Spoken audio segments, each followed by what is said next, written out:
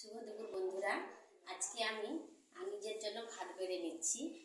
আর আমার মেয়ে আর ওর বাবা এখন নেই, আমি অপেক্ষা করে করে নিজের জন্য ভাত বেড়ে খেতে বসে যাচ্ছি। তো আজকে আমি কি কি বানিয়েছি একটু আপনাদের সঙ্গে শেয়ার করে নিচ্ছি। এই যে স্যালাড একটু নিয়ে নিচ্ছি,